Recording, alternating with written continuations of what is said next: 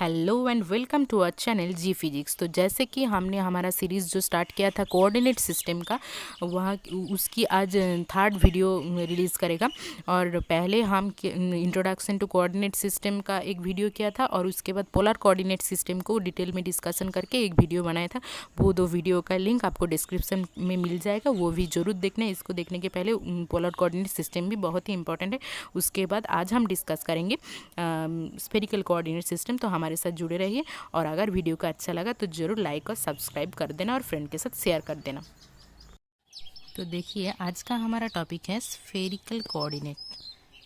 Okay, तो पहले मैं हेडिंग लिख लेता हूँ, उसके बाद एक एक करके आप सबको समझाऊंगा क्या स्फेरिकल कोऑर्डिनेट होता क्या है, क्या ज़रूरत है इसका। ओके, तो देखिए जैसे कि अब तक हम सब जानते थे सिर्फ कार्टेशियन कोऑर्डिनेट के बारे में, मतलब कि हमने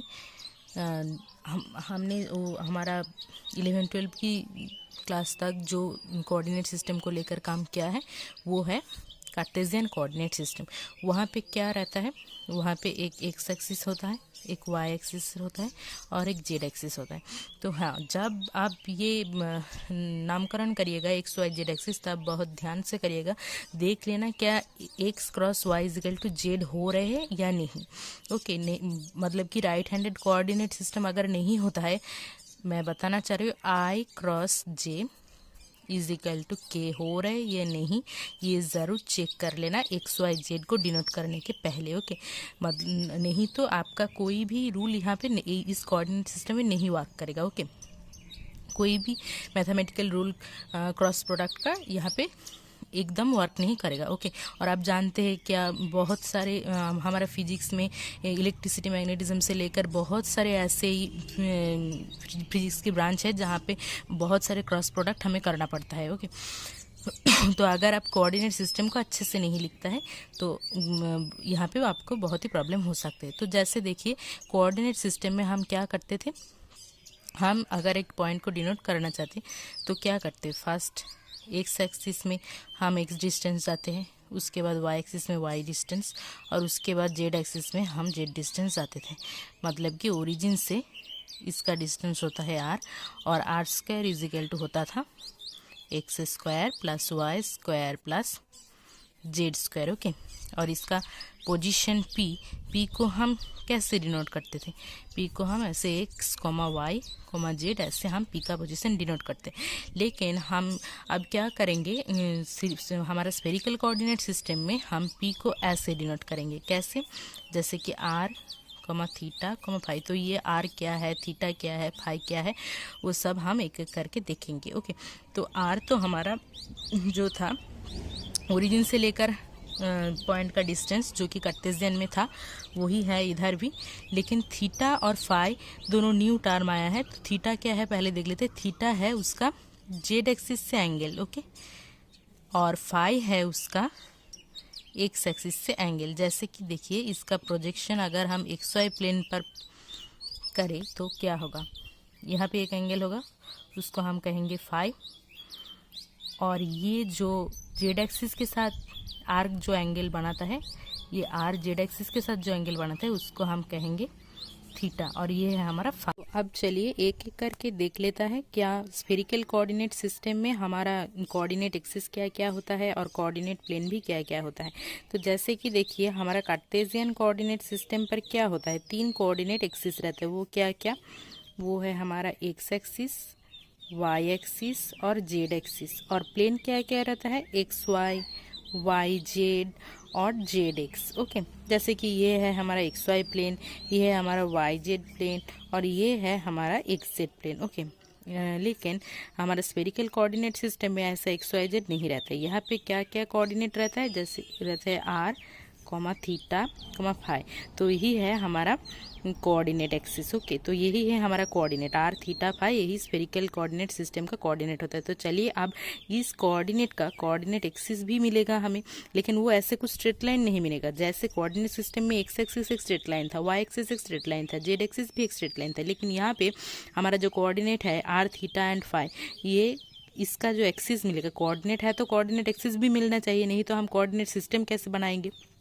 तो ये सारे कोऑर्डिनेट एक्सिस हम आप ढूंढेंगे। ओके, तो चलिए कोऑर्डिनेट एक्सिस को डिनोट करने के पहले हम कोऑर्डिनेट प्लेन को डिनोट कर लेते हैं। तो आप ज़रूर समझेंगे कि ऐसा क्यों, हम पहले क्यों नहीं कोऑर्डिनेट एक्सिस को डिनोट कर रहे, तो वो आपको बहुत जल्दी ही समझ में आएगा कि क्यों हम लोग पहले कोऑर्डिनेट प्लेन को डिनोट करेंगे। ओके, तो देखिए यहाँ पर कोऑर्डिनेट प्लेन क्या था, एक था एक्स वाई प्लेन, जहाँ पे क्या था, जहाँ पे जेड 0 था, और यहाँ पे एक प्लेन था क्या, वाई जेड, जहाँ पे एक्स कांस्टेंट एक्स 0 था, और एक था एक्स जेड प्लेन जहाँ पे हमारा y 0 था। ओके, तो अब चलिए देखते हैं क्या कहाँ हमारा एक हमारा कोऑर्डिनेट प्लेन क्या क्या होता है कोऑर्डिनेट एक्सिस में। तो वहाँ पे जैसे एक्स वाई वाई जेड और जेड एक्स था, यहाँ पे ऐसे होगा आर थीटा, थीटा फाई और आर फाई प्लेन। ओके, तो पहले हम आर थीटा प्लेन को सर्च करते हैं।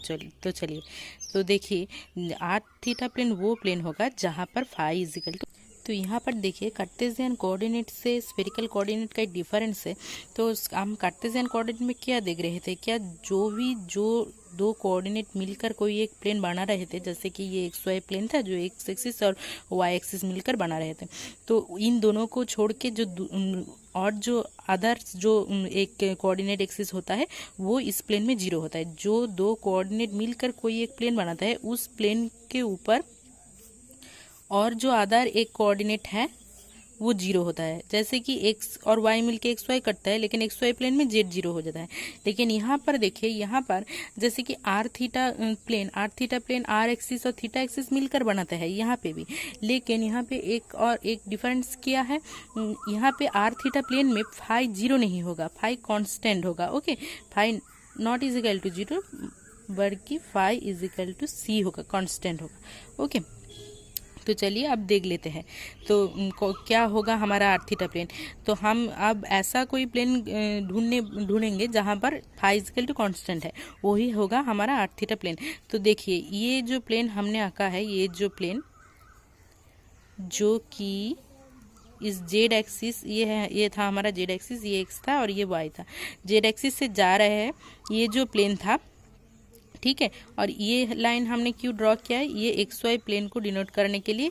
तो एक्चुअली ये है स्फीयर, ये जो कर्व आप देख रहे हैं ये स्फीयर का कर्व है, और ये है एक प्लेन, एक सर्कुलर प्लेन जो कि एक्स वाई प्लेन में है। ओके, और हमने क्या बताया, फाई कौन था, फाई था जो एक्स एक्सिस के साथ ये जो मेरा आर वेक्टर था, ये था मेरा आर वेक्टर का जो प्रोजेक्शन था एक्स वाई प्लेन में, उस प्रोजेक्शन एक्स एक्सिस के साथ जो एंगल करते हैं वो था हमारा फाई।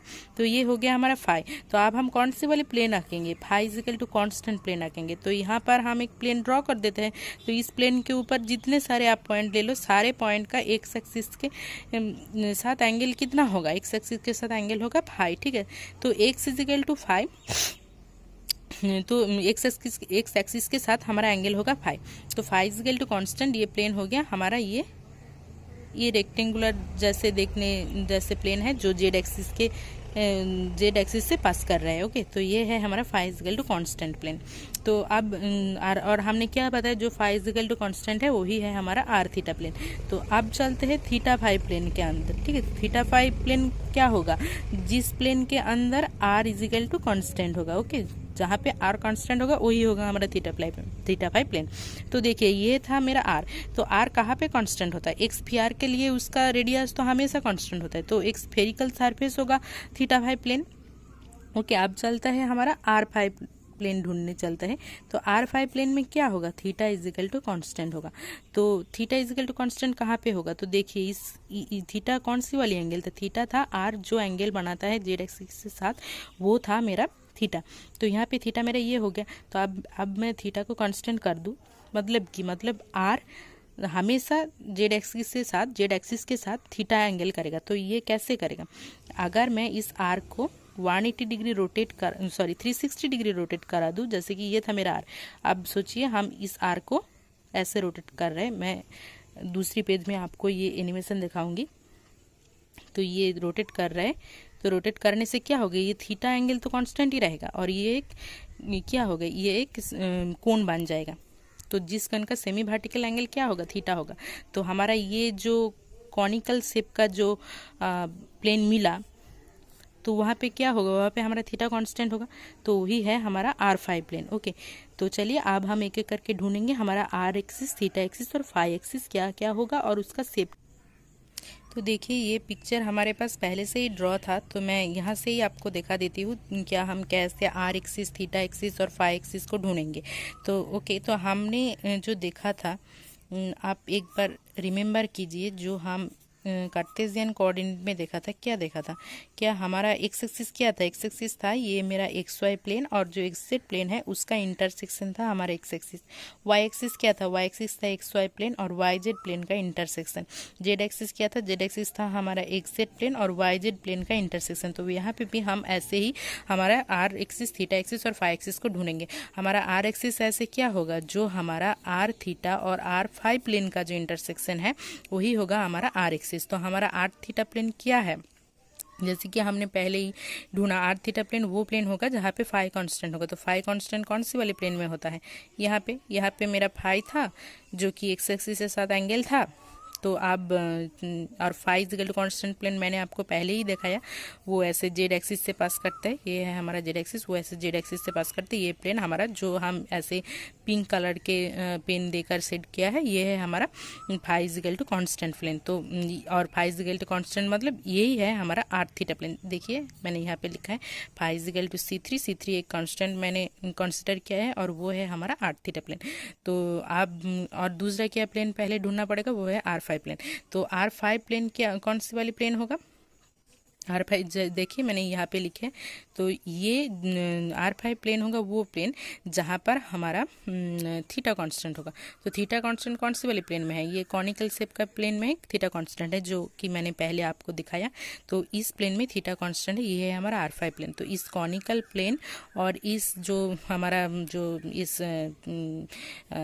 प्लेन है कॉनिकल प्लेन, और जो ऐसे मेरा नॉर्मल प्लेन है, तो उस प्लेन के अंदर हम जो ये जो पिंक शेडेड जो प्लेन है जो जेड एक्सिस से पास कर रहे हैं, जो हमारा नॉर्मल प्लेन है और जो हमारा कॉनिकल शेप की सरफेस है, उन दोनों का जो इंटरसेक्शन होगा वही होगा हमारा आर एक्सिस। तो देखिए इन दोनों का इंटरसेक्शन क्या है, इन दोनों का इंटरसेक्शन है हमारा ये आर इजिकल, उन दोनों का इंटरसेक्शन हमारा क्या है, आर कार्ब है। ओके, जो कि एक स्ट्रेट लाइन है। ये देखिए ये था हमारा कॉनिकल प्लेन। ओके, ये जो कि ग्रीन कलर से शेडेड है, ये है हमारा कॉनिकल प्लेन जहाँ पे थीटा इजिकल टू कांस्टेंट था, जो कि हमारा R5 प्लेन था। और ये जो पिंक शेडेड प्लेन है वो क्या था, वो था हमारा phi is equal to constant plane, जो कि आर थीटा है। तो इन दोनों कहाँ पे कट कर रहा है, यहाँ पे इस आर इजिकल टू कांस्टेंट पे। देखिए intersection of R is equal to C1 and नहीं, ये नहीं है, सॉरी, हमारा आर